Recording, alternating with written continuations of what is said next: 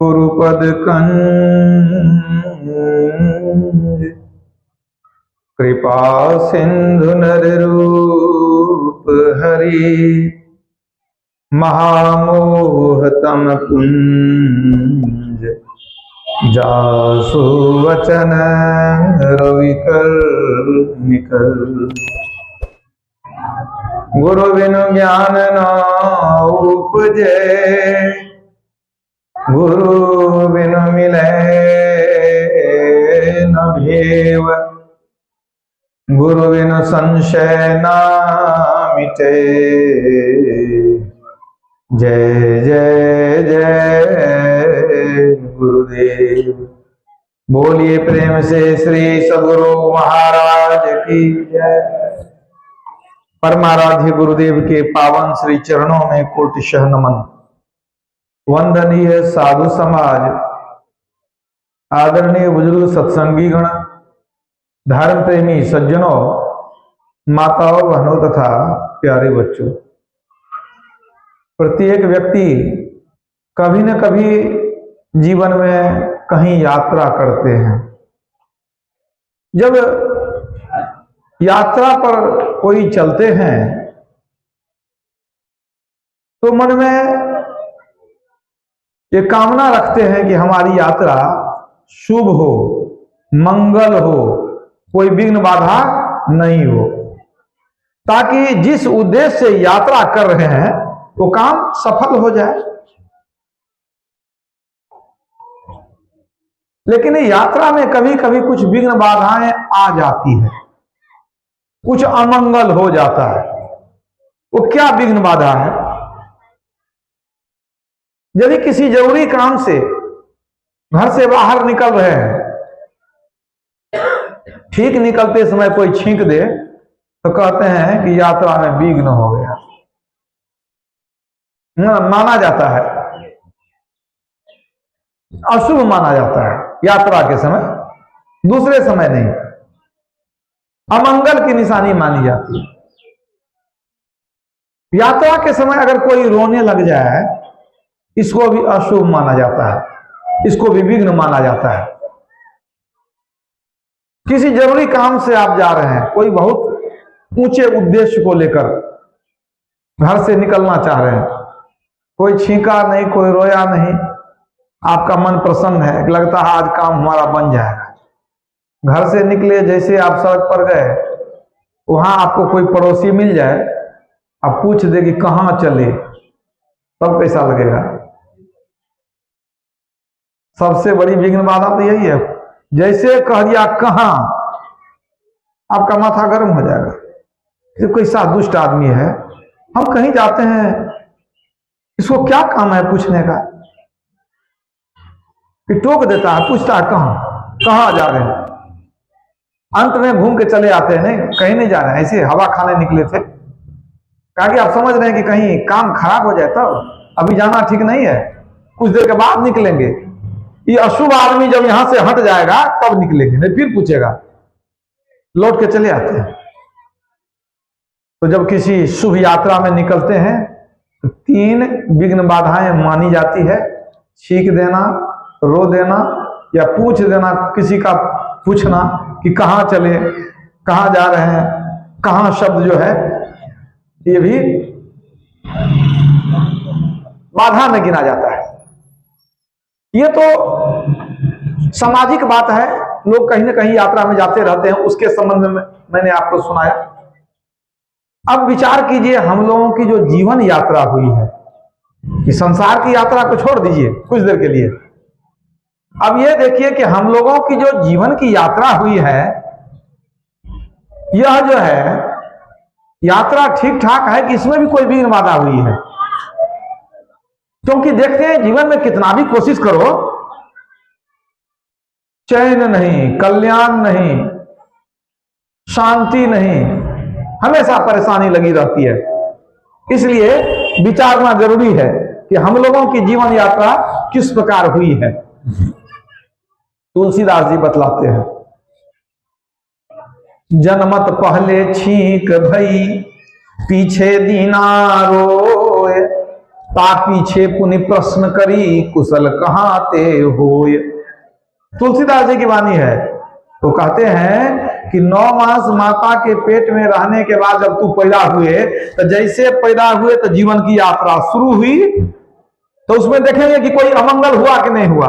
तो तुलसीदास जी कहते हैं जन्मत पहले छींक भई। बच्चा जन्म लेता है तो सबसे पहले छींकता है। तो यात्रा शुरू हुई तो पहला अशुभ तो हो गया, अमंगल हो गया, अपने छींक लिया। जो बुजुर्ग लोग हैं वो जानते होंगे, बच्चा जन्म लेता है तो छींकता है। तो जन्मत पहले छींक भई, पहला अपशगुन हो गया। और उसके बाद पीछे दीना रोए, फिर रोने भी लग गया। दूसरा अपशगुन हुआ कि नहीं, रोने भी लग गया। और जब उनको चाची दादी मौसी कोई गोद में लेकर के बच्चे को थोड़ा चुप कर देती है, तब वो कहता है कहाँ कहाँ कहाँ।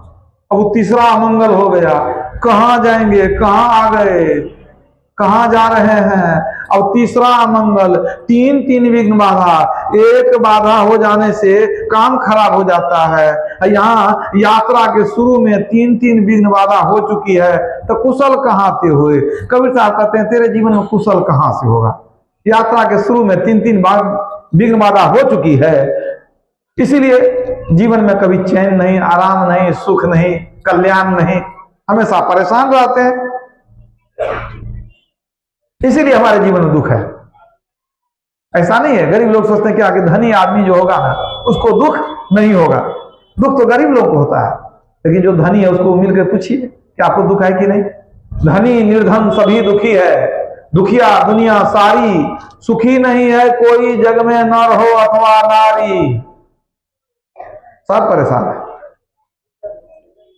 तो तुलसीदास जी ने बता दिया कारण कि यात्रा जो शुरू हुई है, शुरू में 3 विघ्न बाधाएं हो चुकी हैं, तो इसका कुछ उपाय तो होगा, कुछ उपाय होगा।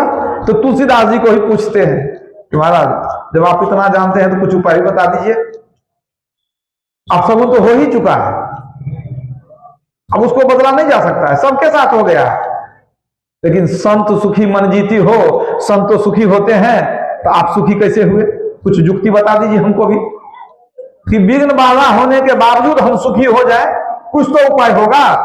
तो तुलसीदास जी उपाय बतलाते हैं, उपाय बतलाते हैं कि अपशगुन होने के बाद भी जीवन में कुशलता हो सकती है, जीवन में मंगल हो सकता है, लेकिन होगा कैसे। तब लगी कुशल न जीव कहा, सपने हूं मन विश्राम। जब लगी भजसी न राम कहा, शोक धाम तजी काम। क्या कहते हैं, अगर दुखों की जननी कामना को त्याग कर हम राम का भजन कर लेंगे, तो 3 विघ्न बाधा के बावजूद जीवन में कुशलता आ जाएगी। मतलब सांसारिक इच्छाओं को त्याग कर अगर राम का भजन कर लेंगे तो अभी भी कुशलता हो जाएगी। यही तो संत लोग करते हैं, संसार की इच्छाओं को भूल जाते हैं, त्याग देते हैं और प्रभु पद में अनुराग रखते हैं। विषय पूज्यपाद संशयी प्रभु महाराज कहते थे कि जिसको विषय से विराग है, अब प्रभु पद में अनुराग है, वो बड़ा महाभाग है, बड़ा भाग्यशाली व्यक्ति है कि संसार के तरफ उसका मन नहीं जाता, प्रभु के चरण में लगा हुआ है। अगर संसार के की बहुत सी इच्छाओं को त्याग कर आप राम के चरण में प्रेम करेंगे तो निश्चित रूप से आपके जीवन में कुशलता आएगी। तुलसीदास जी ने भी लिखा है, नर विविध कर्म अधर्म बहुमत, शोक प्रद सब त्याग हो, विश्वास करि कह दास तुलसी, राम पद अनुराग हो। विभिन्न प्रकार के कर्मों को छोड़कर विश्वास करके राम के चरणों में प्रेम कर लें, निश्चित रूप से कल्याण होगा। यह है भक्ति की महिमा। राम का भजन करेंगे तब जीवन में कल्याण होगा। अभी पाठ में आप लोग क्या सुने, वारी मथे घृत हो ये बरु, सिकता ते बरु तेल, बिनु हरि भजन न भाव तरिये, यह सिद्धांत अपेल। तुलसीदास जी लिखते हैं, काकभूषुंडी जी अपने मुखारबिंद से गरुड़ जी को सुना रहे हैं। कि पानी को मथने से भले कभी घी निकल जाए, ऐसा अनहोनी हो जाए तो हो जाए, ऐसा हो सकता है? ऐसा यदि मशीन हो जाए कि पानी उसमें डालें, कहा कुसुमडी जी गरुड़ी से कहते,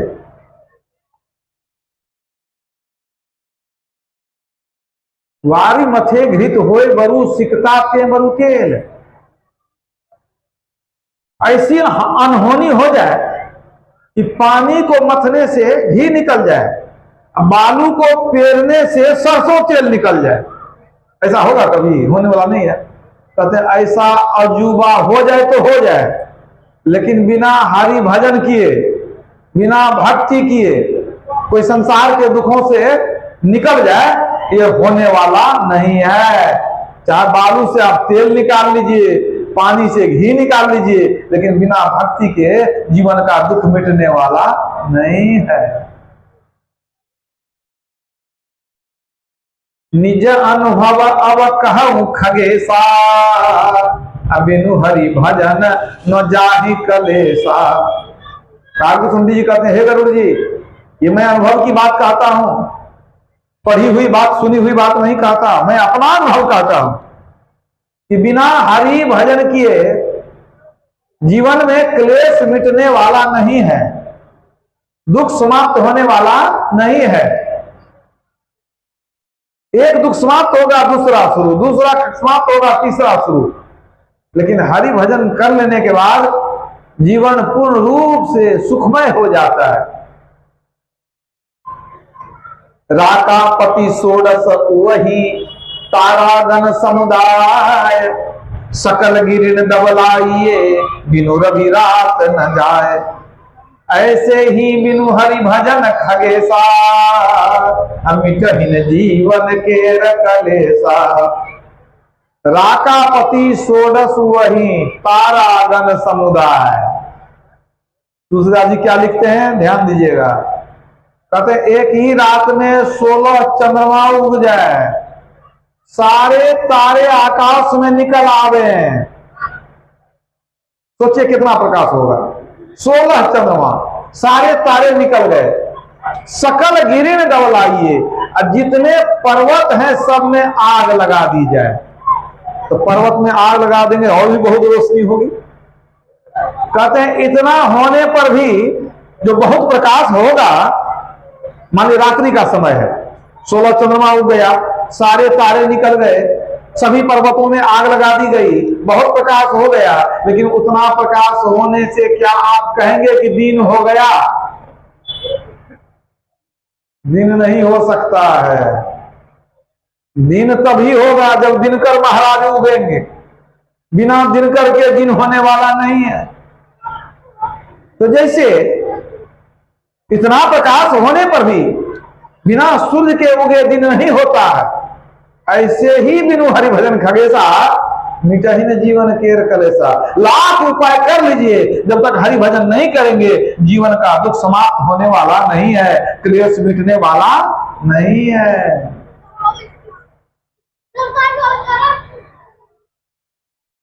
ये भक्ति की महिमा हुई। इसलिए अगर चाहते हैं दुखों से छुटकारा तो भक्ति करनी होगी। ठीक बात है, करनी होगी। क्या लोग करते ही हैं, सब कोई कुछ ना कुछ भक्ति करते हैं। कोई कोई ऐसे नास्तिक हैं कि भक्ति नहीं करते हैं। मान लीजिए इतना बड़ा पंडाल बना है कि भरा नहीं है, लगभग आधा भरा, ठीक है, तो जितने लोग यहां आते हैं क्या वही भक्ति करते हैं? जो नहीं आए वो भी भक्ति करते हैं, जो नहीं आए वो भी भक्ति करते हैं। भक्ति तो सब कोई करते हैं, लेकिन दुर्भाग्य की बात क्या है कि बिना बूझे, बिना जाने, बिना समझे भक्ति करते हैं। इसलिए भक्ति का जो फल है, सुख, शांति, मुक्ति, वो मिलती नहीं है। भक्ति तो करते हैं लेकिन कुछ भी विचार नहीं करते हैं। तो याद रखिए, कोई भी महत्वपूर्ण काम करना हो उसके पहले ठीक ठीक विचार कर लेना चाहिए, तभी आपको उस कर्म का उचित फल मिलेगा। अगर बिना विचारे काम करते हैं तो क्या फल मिलेगा? कोई खेती करते हैं, अभी कौन सीजन है, क्या फसल लगाएंगे वो विचार नहीं किया, बीज था घर में डाल दिया, क्या फसल हो जाएगी? नहीं होगी। खेती करने में विचारते हैं। किसी को दुकान करना है, व्यवसाय शुरू करना है, तो कौन जगह पर क्या सामान बिकेगा वहां देखना पड़ेगा ना, वहां वो चीज बेचेंगे। अब जगह क्या है, बिकेगा क्या पता नहीं, कुछ दुकान खोल लिए तो क्या बिकेगा? नहीं बिकेगा। तो वही बात है, बिना विचारे कोई काम करेंगे काम खराब होगा। बिना विचारे जो करे सो पाछे पछताए, काम बिगाड़े अपना जग में होत हंसाए। तुलसीदास जी ने भी लिखा है, सहसा करी पाछे पछताही, कही वेद बुध ते बुध नाही। जोश में आके काम कर लिए, बाद में पछताते हैं। वेद और बुद्धिमान लोग कहते हैं तो वो व्यक्ति मूर्ख है, ज्ञानवान नहीं है, बुद्धिमान नहीं है।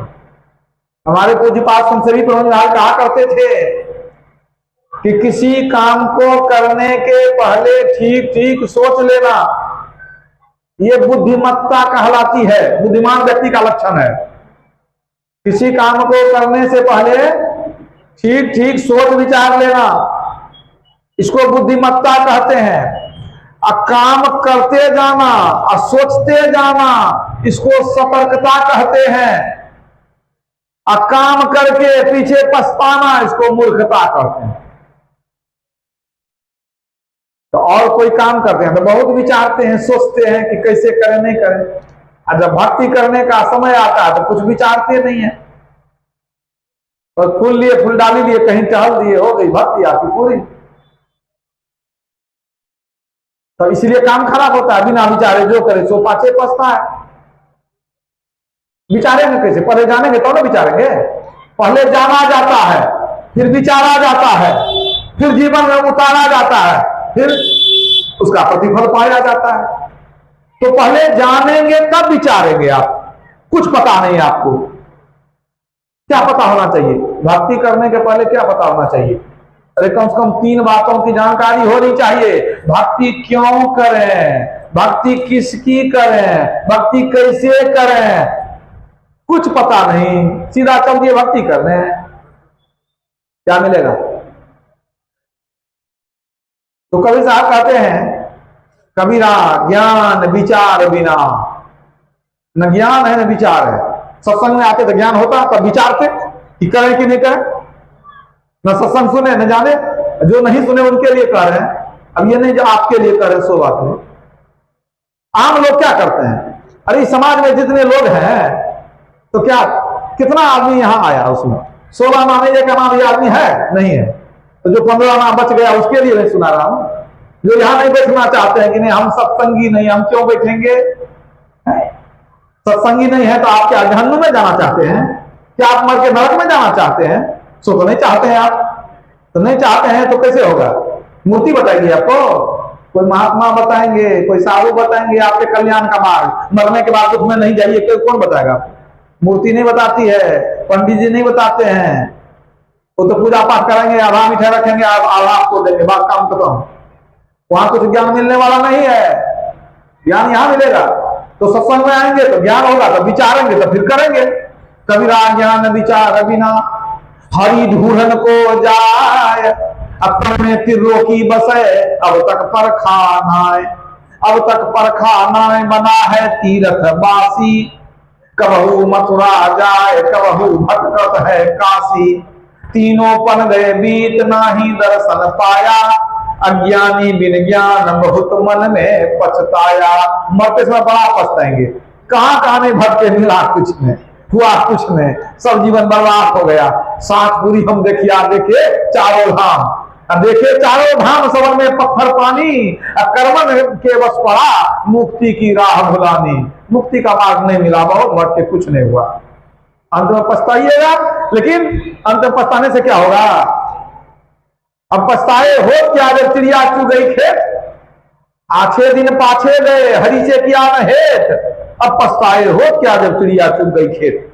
अभी समय रहते जान लीजिए, बूझ लीजिए, समझ लीजिए, तब भक्ति कीजिए।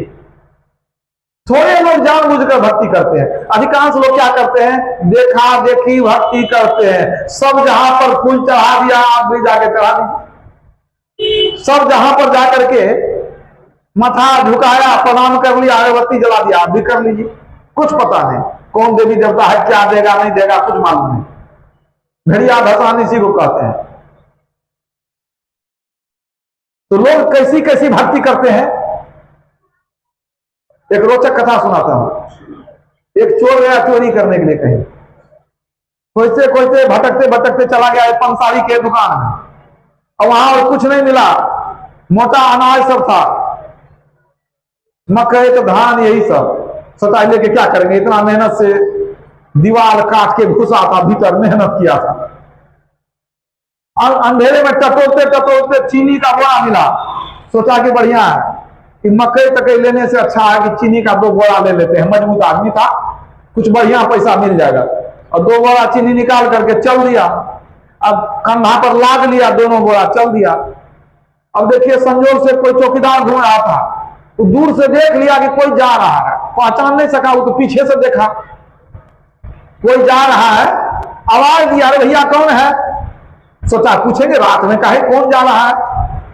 अब वो कोई आदमी हो, वो चोर समाज का तब न बता रहे, वो तो चोर था, वो भी दूसरे गांव का चोर था।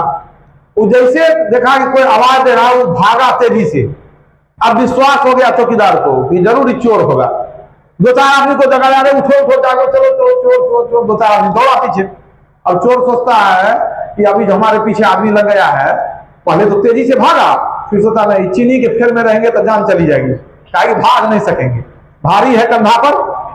अब चीनी को कहीं फेंकना पड़ेगा, कहीं छिपा देते हैं ताकि कोई बुझे नहीं, तो हम भाग जाएंगे, हम तो पकड़ने नहीं देंगे। भागने में बड़ा तेज होता है चोर। सोचा कहाँ छिपा दें, कोई छिपाने का जगह नहीं मिला। बगल में देखा कुआं है, सोचा कुआं में ही चीनी को गिरा देते हैं, क्यों, और सामने में चीनी कहीं फेंक देंगे तो बुझ जाएगा। चोर था, चीनी का बोरा चोरा के भाग रहा था, और उन्हें देखेगा ना बुझेगा। वो कुआं में क्या किया, तो दोनों बोरा चीनी को फेंकने के लिए गया, और कुआं में मुंडेरा जो था, चारदीवारी थोड़ी ऊंची नहीं थी, अब पैर फिसल गया, बोरा के साथ अपने भी चला गया, कहा कुआं में गिर गया, बोरा के साथ अपने भी गिर गया पानी में। अब तो मन हुआ कि चिल्ला दें, फिर सोचा ना उसको आ रहा है खोजने के लिए, हम चिल्लाएंगे तो निकालेगा पानी से जरूर हमको, लेकिन मार मार के जान निकाल देगा, कोई ठिकाना नहीं है। इन लोग के हाथ पर पड़ना ठीक नहीं है, इसे यहाँ पानी में डूब के रहना ठीक है। अब पानी भी बहुत ज्यादा नहीं था, और गर्दन तक पानी था, लेकिन बेचारा मरने वाला नहीं था डूब करके। सोचा कोई बात नहीं, इन लोग को जाने देते हैं तब निकलेंगे। अब वो लोग जो दौड़ते हुए आया, देखता है गायब हो गया, अचानक गायब हो गया। वो आदमी उतना बड़ा कौन आदमी था, गायब हो गया। तो पीछे से देखा था, देखा गायब हो गया। यहाँ तो गायब हुआ कैसे, घर है द्वार है, कोई छिपने का जगह। सबको लगा कि कहीं भूत है, कोई प्रेत है, अचानक गायब हो गया। कहीं प्रेत है, कहीं पकड़ लेगा तब क्या होगा। सब उल्टे पांव भागना शुरू किया, भागो यहां से, सब भाग गया। जो आया था चोर को खोजने, भाग गया। अब ये जो देखा कि नहीं पांव की आवाज पदचाप समाप्त हो गई, लगता है सब भाग गया, तो वो जुगाड़ बिठाया निकलने का। चीनी का बोरा खड़ा किया, पानी में दूसरा बोरा दिया, उस पर किसी तरह से सोचा चढ़ के कूदेंगे। 2 बार कूदा, चीनी घर के उसी में रह गया, बेचारा कहाँ निकलेगा। कितना उछल कूद कर लिया, कुआं से निकल नहीं सका। ठंडा का महीना था, ठंडी मार दिया, शरीर जो है ना अकड़ गया। अब तो बेचारा उसी पानी में बेहोश हो गया, निकल सका नहीं, जाड़ा महीना ठंडा था, इतना पानी में बैठा हुआ, हाथ पैर एकदम अकड़ गया। सुबह सुबह एक आदमी आया बाल्टी रस्सी लेने के लिए, लेकर के पानी निकालने के लिए। और जब झांका तो सुबह कुछ रोशनी हो गई थी, वो दिखाई पड़ा कि कोई आदमी है इसमें। भागा, जान लेके इसमें आदमी कहां से मिला है। गया समाज में, गया अपने गांव में, बस्ती में, कहा कोई गिर गया है, जल्दी चलो। कई आदमी को बुला कर लाया, सही में कोई गिर गया है। बांस लाया, सीढ़ी लाया, रस्सी लाया, 2-4 आदमी घुस करके उसको निकाला पानी में से। सबको बड़ा अफसोस हुआ कि देखो कुआं का की चारदीवारी ऊंची नहीं थी, कोई भला आदमी लगता है रात में फिसल के गिर गया, कौन मालूम चोर है, कोई तो जानता नहीं था। अब उसको निकाला तो देखता है नहीं, जिंदा है, मरा नहीं है, सांस चल रही है। कहा जल्दी से इसको आग में सेको, तेल लगाओ, कहीं बच जाएगा तब ना। तो लोग पूछेंगे भाई कहाँ घर है, और जितना आदमी आया देखने के लिए कोई नहीं पहचानता था। कहा भाई पहचानो कौन है, घर में खबर कर देंगे कौन मर गया, बेचारा डूब गया, मर जाएगा कि जिंदा रहेगा। बहुत उसको आग में सेका, तेल वर लगाया, लेकिन बेचारा जिंदा नहीं रहा। वो जो रात भर जो ठंडा में रहा ना, राम नाम सब हो गया, मर गया। अब कोई पहचाना भी नहीं। अरे अगल बगल का हो तब ना पहचाने, दूर का था। ठीक है, अब सब सोचा कि जब मर गया है तो क्या करेंगे। तो हिंदू लोग तो जलाते हैं, जला में बड़ा खर्चा है, लकड़ी लाओ सब कुछ करो, बड़ा खर्चा परेशानी है। तो क्या किया जाए, बगल में मुसलमान की बस्ती थी, उन लोगों ने कहा अच्छा नहीं कुछ दफना दीजिए ना, मट्टी खोद करके कम से कम दफना दीजिए। कहा ठीक है दफना देते हैं। बस कुआं के बगल में ही सरकारी जमीन थी, खोद करके गड्ढा किया, उसको दे करके मिट्टी से और उसको दफना दिया। दफना करके उसको जो सब वहां पर जो है आदमी धीरे धीरे जाने लगा, वहां से जो काम था खत्म हो गया, बेचारा मर भी गया, दफना भी दिया। इसी बीच में एक आदमी कुएं से पानी निकाला और पानी मुंह में लिया, कहता है कि चाचा जी पानी तो बड़ा मीठा लग देता है। कहा झूठ बोलता है, कहने आप भी पी के देखिए। फिर पानी निकाला, पानी मीठा हो गया। बात बुझ रहे हैं कि नहीं। अब तो भीड़ लग गई, पानी मीठा हो गया, पानी मीठा हो गया। अरे कुआं का पानी मीठा। अब तो जितना आदमी इस गिरा हुआ जो आदमी था कुआं में, जो मर गया, उसको देखने उतना आदमी नहीं आया। अरे काय गांव का आदमी आ गया कि फलाने गांव में पानी मीठा हो गया। अब तो लंबी भीड़ लग गई, सब आदमी अपना लोटा गिलास लेकर के आवे, थोड़ा पानी हमको दीजिए। कोई एक बाल्टी भरे तो थोड़ा उसको दे, थोड़ा उसको दे, सब अपना अपना लोटा गिलास में ले जाए कि हम अपने पिताजी को पिलाएंगे, लकवा ठीक हो जाएगा। कोई कहता था हमारे हमको जो है तो बच्चा नहीं होता है, पानी पिलाएंगे तो बच्चा हो जाएगा। ये ऐसा पानी, विलक्षण पानी, ये तो पानी मीठा हो गया, चमत्कार हो गया। भीड़ लग गई, पूरा मेला लग गया। अब तुरंत 5 लोग बैठा, हिंदू लोग बैठे, मुसलमान लोग बैठे, भाई पानी मीठा कैसे हो गया। और सब मीटिंग किए, भाई कैसे मीठा हुआ, कब से मीठा हुआ।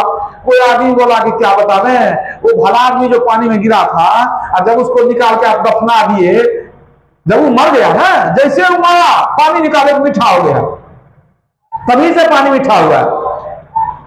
तो बगल में मौलवी साहब भी थे, उन्होंने कहा देखो तुम लोग नहीं समझ रहा है, वो जो पानी में पानी मीठा कैसे हो गया, साहब बात है पानी मीठा हो जाना, इसमें गांव का पानी कहीं मीठा तो नहीं हो जाता है। अरे कोई पीर बाबा थे, पहुंचे हुए पुरुष थे, वो बेचारा जान दे दिए लेकिन पानी को मीठा कर दिए। कुआं में गिरे, जान दे दिए लेकिन पानी मीठा कर दिए, गांव का कल्याण कर दिए, समाज का कल्याण कर दिए, चमत्कार हो गया।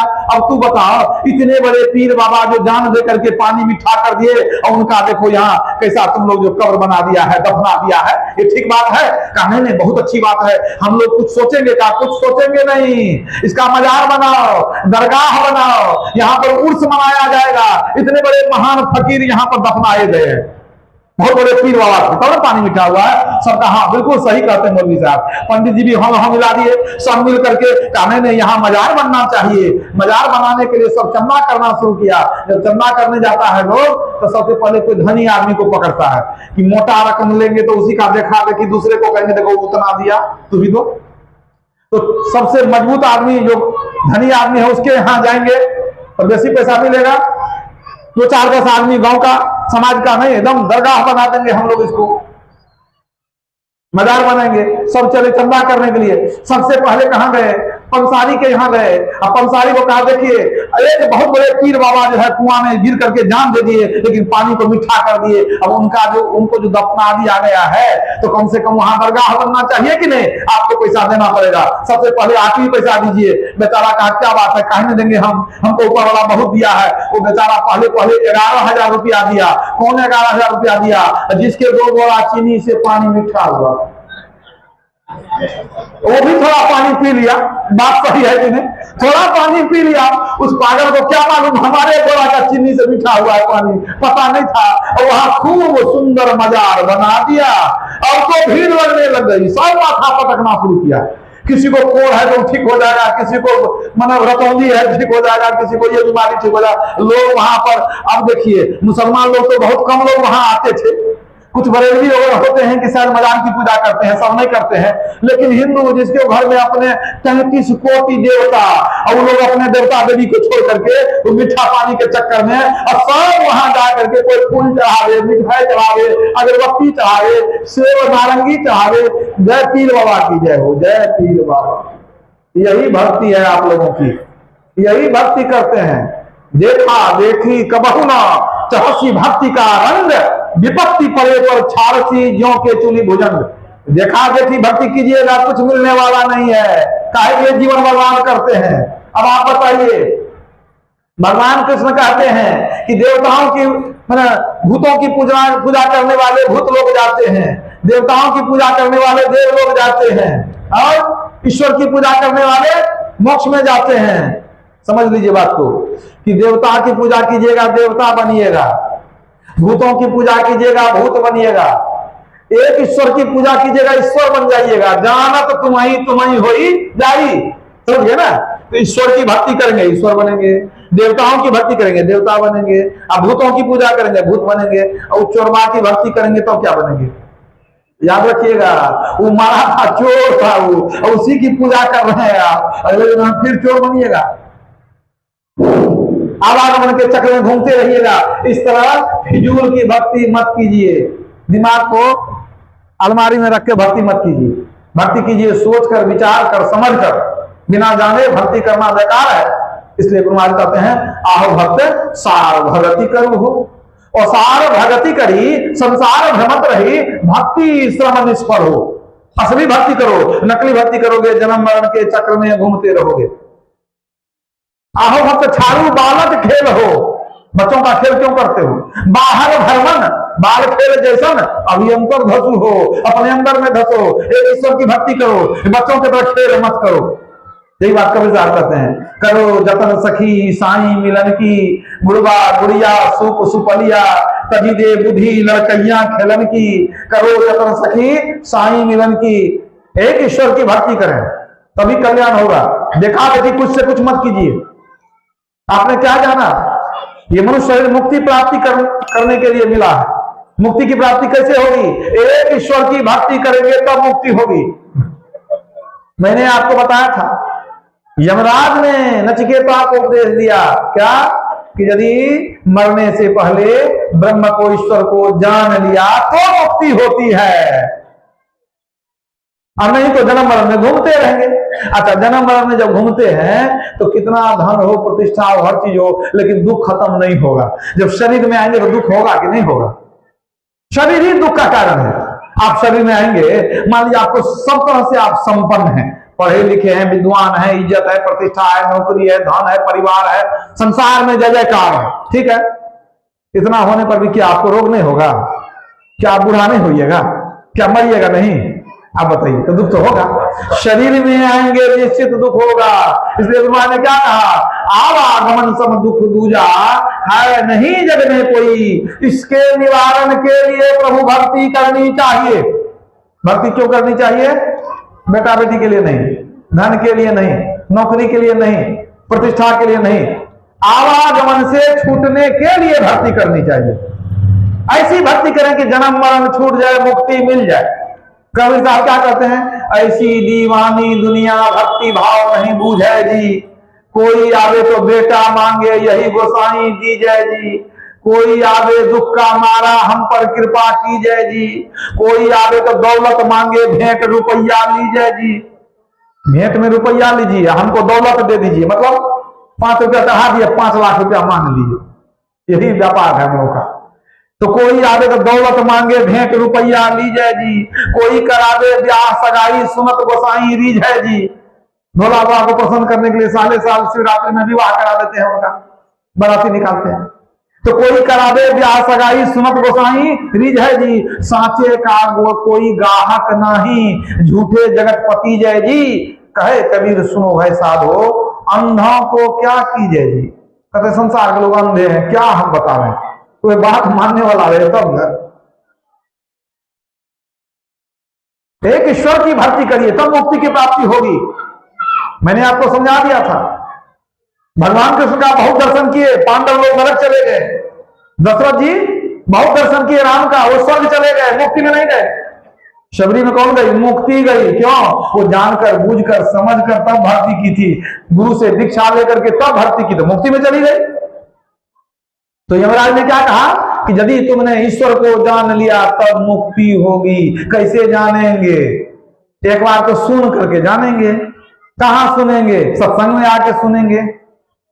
ईश्वर के बारे में सत्संग में आके सुनेंगे, ईश्वर कैसा है, कितना है, कहां रहता है, सब जान लेंगे। लेकिन इतने से मुक्ति नहीं होगी। सुनकर जानना अधूरा ज्ञान है, जब मिल करके जानते हैं तो पूरा ज्ञान हुआ। तो ईश्वर को जानेंगे कैसे? पूरा पूरा कैसे जानेंगे? सुन करके जानने से पूरा काम नहीं होता। सुन करके जानने से पूरा काम होगा? भूखा आदमी को मीठा रसगुल्ला सब सुना दीजिए, क्या हुआ? पेट भर गया उसका? और भूख बढ़ जाएगी उसकी। खीर पूरी सुनाते रहिएगा तो उसका पेट नहीं भरेगा। तो सुनने से पूरा काम नहीं हुआ। तो सुन लिया कि क्या क्या भंडार में बना है, जब खाएगा तो पेट भरेगा, वही बात। तो श्रवण ज्ञान में ज्ञान की पूर्णता नहीं होती है, ज्ञान की पूर्णता अनुभव ज्ञान में होती है। तो पहले सुनेंगे जरूर सत्संग में आके, लेकिन ईश्वर को पूरी तरह से कैसे जानेंगे? इसके लिए वेद में बताया गया है कि ईश्वर को जानने के लिए क्या करना चाहिए। सत्संग योग को पढ़िए, पहला वेद मंत्र, ओम युञ्जारः प्रथमं मनस्तत्वाय सविता धियं अग्निर्ज्योतिर्निचाय्य पृथिव्या अध्याभरत।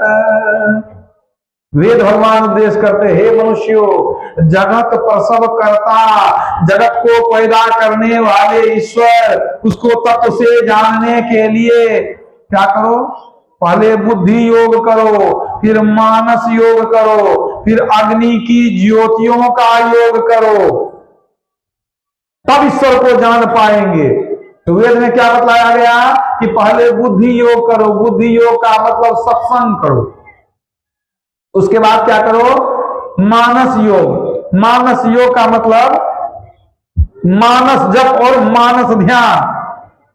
ये क्या होता है? जो सत्संगी है वो जानते हैं। पहला बुद्धि योग, सबको जानते हैं कि संतों के शरण में जाएंगे, साधु महात्माओं के बीच उठेंगे बैठेंगे और वहां जो कथा प्रसंग है उसको प्रेम से सुनेंगे। ये हो गया सत्संग करना। इसके बाद क्या करेंगे? बुद्धि योग। बुद्धि योग के बाद मानस योग। मानस योग माने मानस जप और मानस ध्यान। मानस जप क्या है? गुरु से दीक्षा लेते हैं, वो परमात्मा का एक नाम बतलाते हैं, इस नाम को जपो, वही होता है मानस जप। कोई व्यक्ति दीक्षा नहीं लिया है लेकिन भगवान का नाम लेता है, तो राम राम शिव शिव वाहे गुरु सतनाम जपता है, तो भगवान का नाम लेता है, वो जप नहीं करता है। ये जप नहीं है, भगवान का नाम लेना है, इसका भी लाभ है। भगवान का नाम लेने में भी लाभ है, लेकिन जप करने का विशेष लाभ है। तो जप कैसे करेंगे? जब दीक्षा लेंगे तब आपको गुरु बतलाएंगे इस नाम को जपो, जो नाम बतला दें उसी नाम को जपना चाहिए। महात्मा गांधी क्या जपते थे? हे राम जपते थे। इसी तरह जिनको राम नाम मिला है, शिव नाम मिला है, गुरु नाम मिला है, वो अपना जपते हैं। तो गुरु से दीक्षा लेकर के जप किया जाता है। और जप के भी अनेक प्रकार हैं, वाचिक जप, उपांशु जप, मानस जप, श्वास जप, 4 तरह से जप किया जाता है। वाचिक जप, बोल बोल के जपना, राम राम शिव शिव बोलते हैं, सब सुनते हैं, यह है वाचिक जप। इसके बाद दूसरा है उपांशु जप। उपांशु जप में बहुत धीरे धीरे बोलते हैं, इतना धीरे कि अपने सुनते हैं, ओठ को हिलाते हैं, बहुत धीरे बोलते हैं, अपने सुनते हैं, लोग सब नहीं सुनते। इसको कहते हैं उपांशु जप। तो जो हम लोग बोल बोल के वाचिक जप करते हैं, इससे 100 गुना अधिक लाभ है उपांशु जप। और उपांशु जप से भी 100 गुना अधिक लाभ है मानस जप में। मानस जप कैसे करते हैं? वाचिक जप में मैंने क्या कहा कि बोल बोल के जपते हैं, सब सुनता। उपांशु जप में ओठ हिलाते हैं, अपने सुनते हैं, दूसरा कोई नहीं सुनता है। मानस जप में ओठ न हिले, जीभ न डोले, समझ रहे हैं कि नहीं? मतलब आवाज नहीं निकले, बिल्कुल आवाज नहीं निकलना चाहिए, जीभ को कंठ को डुलाना हिलाना कुछ नहीं है। मानस जप, मन ही मन जपना, ये जपों का राजा है। इसमें समझिए कि कितना गुना लाभ है। जपात सिद्धि, इसे बहुत जप सिद्धि होती है। तो मानस जप को जपों का राजा कहा गया है। तो जो मंत्र गुरु बता दें उसको प्रेम पूर्वक जपिए, वो ईश्वर का नाम है, याद रखिए। तो ये वेद में कहा गया कि तुम मानस योग करो, मतलब मानस जप करो। मानस जप के बाद क्या करेंगे? मानस ध्यान। अति पावन गुरु मंत्र मन ही मन जाप जपो, उपकारी गुरु रूप को मानस ध्यान जपो। मानस जप के बाद क्या होता है? मानस ध्यान। तो मानस योग में ये दोनों आ जाता है, मानस जप भी मानस ध्यान भी। मानस ध्यान में क्या करते हैं? जिस नाम का जप करते हैं उसी रूप का ध्यान करते हैं आंख बंद करके, यह है मानस ध्यान। जिस नाम को जपते हैं उसी संबंधी रूप का ध्यान होता है। भगवान शिव राम नाम जपते थे और भगवान राम के रूप का ध्यान करते थे। कितने लोग सिर्फ पूजा पाठ समझते हैं, कहते हैं रामायण में जप ध्यान कहां है? तो भगवान शिव जप भी करते थे, ध्यान भी करते थे। पढ़िए रामचरितमानस। अस कही जपन लगे हरि नामा, गई सती जहां प्रभु सुख धामा। अस कही जपन लगे हरिनामा, भगवान शिव हरि नाम का जप करने लगे, राम नाम का जप करने लगे। इसके बाद क्या हुआ? जप करने वाला और क्या करते थे? वो राम नाम का ध्यान करते थे। मन थिर कर तब शंभु सुजाना, लगे करन रघुनायक ध्याना। शंभु सुजाना, रघुनायक ध्याना। रघुनायक राम जी का ध्यान भगवान शिव करते थे। ये कोई नई बात नहीं है कि गुरु महाराज ने कह दिया कि ध्यान करो। अरे रामचरितमानस में है, गीता में है, भागवत में है, कहां नहीं है? आप पढ़ते कब है रामायण गीता भागवत को? सो बताइए। आप तो कभी पढ़े नहीं, पढ़ने का छुट्टी आपको है नहीं, आप सत्संग आप सुनेंगे नहीं। आप कहेंगे बाबा जी से हमको प्रेम नहीं है, हम क्यों सुनने जाए? तो लीजिए नरक का रास्ता तैयार कर लीजिए, रिजर्वेशन अपने तैयार हो जाए, अपने पैर में अपने से कुल्हाड़ी मारिए। पलटू नर्तन पाए के भजन भजन में है अलसा है, लिए कुल्हाड़ी हाथ में मारत अपने पाए।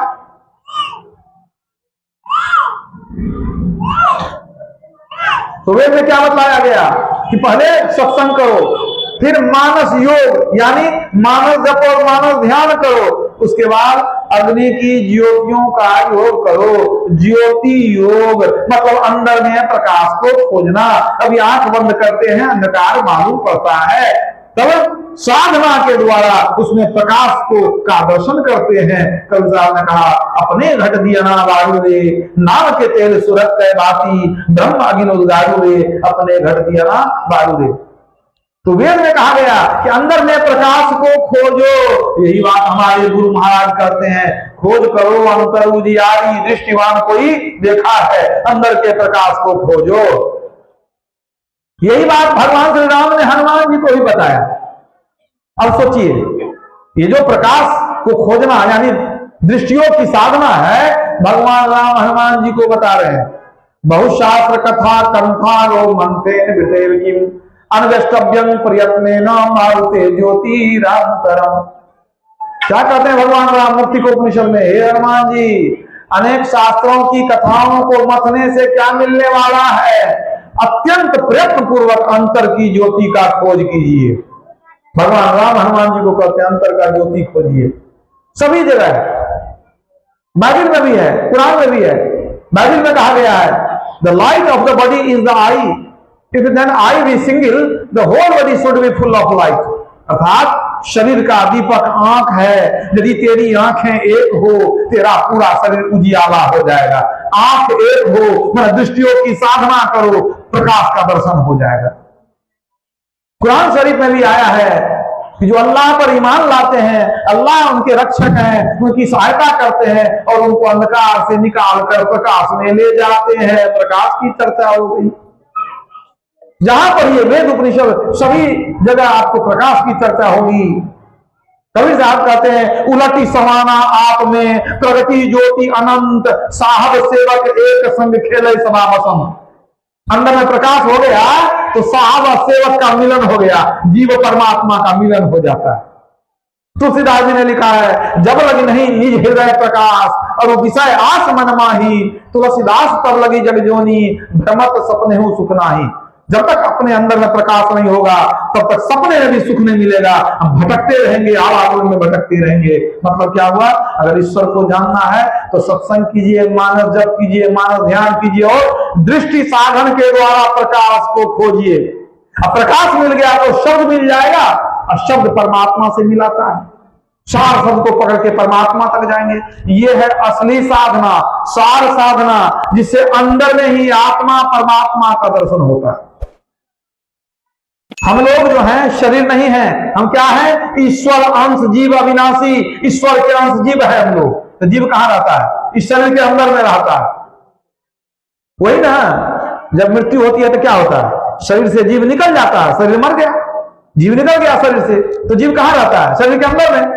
अब परमात्मा कहां है? परमात्मा भी सबके अंदर में है। प्रकृति पार प्रभु सब उर्वासी, सबके हृदय में परमात्मा रहते हैं। मतलब इस शरीर में परमात्मा भी है और हम जीवात्मा भी है इसी शरीर के अंदर।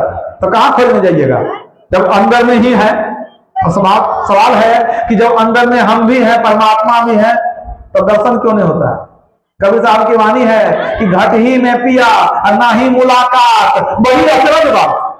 पिया तो घर में ही है, घर में ही है, लेकिन दर्शन नहीं हो रहा है। बहुत आश्चर्य की बात है। क्यों दर्शन नहीं हो रहा है? इसलिए कि दुल्हन के चेहरे पर घूंघट पड़ा हुआ है, मोटे कपड़े का घूंघट है। दुल्हा दुल्हन एक ही कमरे में है। यदि दुल्हन के चेहरे पर खूब मोटा कपड़ा का घूंघट हो, मोटी साड़ी का घूंघट, तो दुल्हा का ठीक से दर्शन कैसे करेगी? तो मतलब क्या करना पड़ेगा?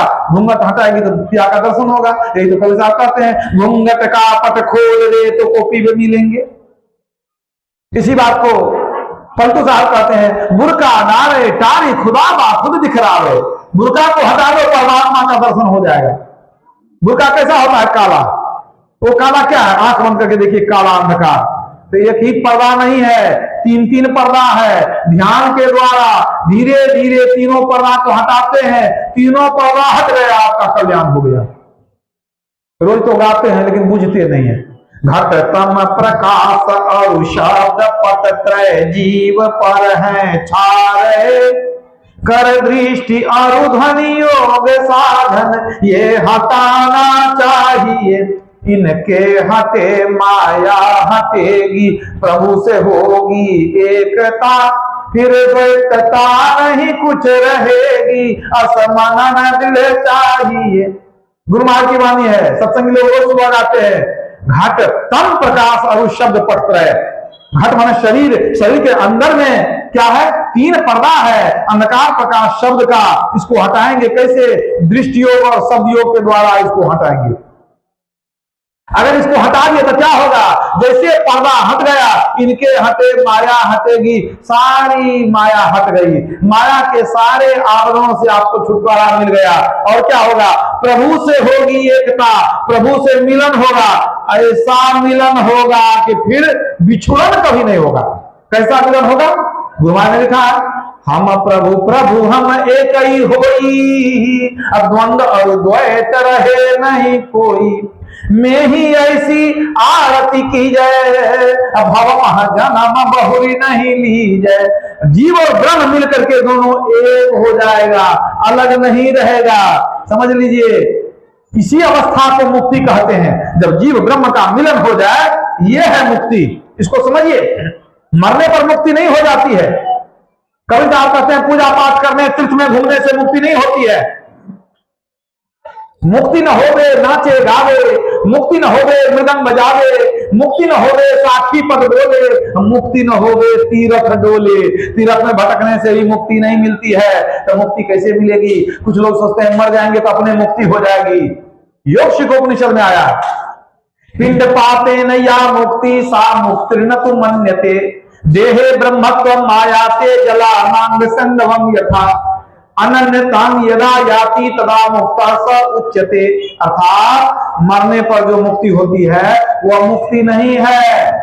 जैसे नमक का ढेला समुद्र के पानी में मिलकर के एक में हो जाए, उससे अलग नहीं रहे, उसी तरह से जब जीवात्मा परमात्मा में मिलकर एक हो जाए, उसी अवस्था को मुक्ति कहते हैं। जीवात्मा परमात्मा का मिलन, यही है योग। योग मतलब जोड़ना। किसको जोड़ेंगे? आत्मा को परमात्मा से। कैसे जोड़ेंगे? ध्यान के द्वारा। इसलिए ध्यान की योग के द्वारा ही मुक्ति होती है। भगवान बुद्ध ने कहा नत्थी झानन अपंग यस्व पहिया नत्थी अजाय तो यम ही झानन चौपहिया चौ सब्बे निवान संति के। अर्थात ज्ञान बिना ध्यान नहीं, ध्यान बिना ज्ञान नहीं।